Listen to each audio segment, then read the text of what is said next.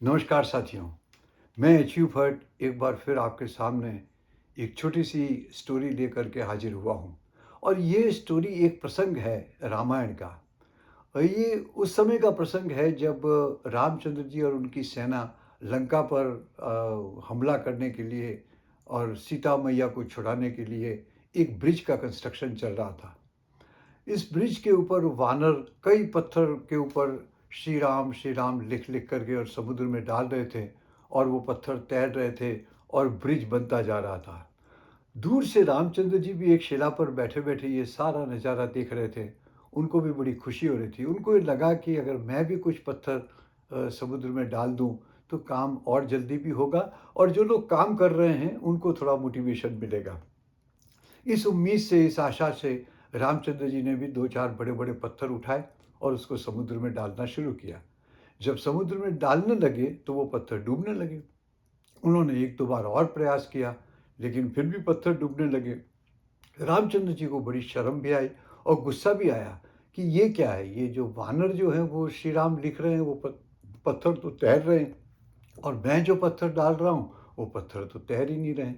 ये सारा नज़ारा दूर से हनुमान जी देख रहे थे।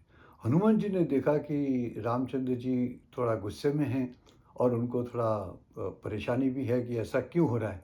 तो उन्होंने सीधा ये कहा कि हे प्रभु, आप जिस चीज़ को अपने हाथ से छोड़ देंगे उसका तो तार होने ही वाला, उसका तारण हो ही नहीं सकता। वो तो छूट गया तो वो सफल हो ही नहीं सकता। हाँ, लेकिन आपका नाम लेकर के जब हम आगे चलेंगे तो हमारा उद्धार होगा। कोई भी व्यक्ति आपका नाम लेके आगे चलेगा तो उसका उद्धार होगा।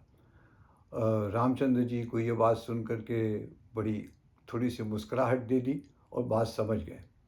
स्टोरी यहाँ ख़त्म होती है, लेकिन मोरल ऑफ द स्टोरी यहाँ शुरू होती है। मोरल ऑफ द स्टोरी ये है कि फेथ इस दुनिया में सबसे बड़ी चीज़ है। आपका प्रभु के प्रति विश्वास, आपका ये सोच कि प्रभु मेरे को हर किसी तकलीफ़ में से बाहर निकाल देंगे, और ये विश्वास आपको मजबूती देता है। और दूसरी मोरल ऑफ द स्टोरी ये है कि हर व्यक्ति अपने काम में एक्सपर्ट होता है। एक लीडर जो है वो लीड कर सकता है, मोटिवेट कर सकता है, आपको उत्साहित कर सकता है। लेकिन वो का वही लीडर आप एग्जीक्यूशन में डाल देंगे तो शायद वो इतना अच्छी तरह से सफलता प्राप्त न कर सके। इसीलिए दुनिया के जितने भी संविधान हैं, उन सब संविधानों में 3 शाखाएँ बना के रखी हैं किसी देश को चलाने के लिए। एक होती है जो जो एक शाखा होती है जो कानून बनाती है, जिसको हम पार्लियामेंट कहते हैं या सरकार कहते हैं।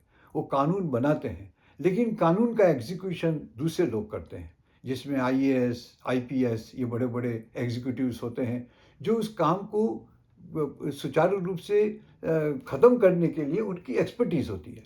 और तीसरी शाखा होती है जो न्यायपालिका होती है, जो आपके कानून का इवैल्यूएशन करती है, वो सही सब चीज़ सही चल रही है कि नहीं चल रही है, उसके ऊपर वो अपना विचार या अपना अधिकार उपयोग करती है। इस तरह हमें भी एक चीज़ ये करनी चाहिए कि हम किसके लिए योग्य हैं, हम क्या काम हमारी एक्सपर्टीज़ है, हमने किस में क्वालिफ़िकेशन एक्वायर्ड की है, किस में हमने प्रैक्टिस एक्वायर्ड की, किस में हमने अनुभव लिया है, उसके आधार पे हमें अपनी शाखाएँ चुननी चाहिए और उसके ऊपर बेधड़क एक्सपर्ट हो करके उसके ऊपर चलते रहना चाहिए। आशा है मेरी ये छोटी-छोटी स्टोरीज़ आपको मोटिवेट करती होंगी, आपको कुछ डायरेक्शन देती होंगी, आपके दिमाग में कुछ विचार पैदा ज़रूर करती होंगी। इसी तरह आप मेरी बातें सुनते रहिए और मेरी इस चैनल को आप सब्सक्राइब करिए, उसको लाइक करिए, उसको शेयर करिए। इसी तरह हम फिर मिलते रहेंगे। God bless you. धन्यवाद।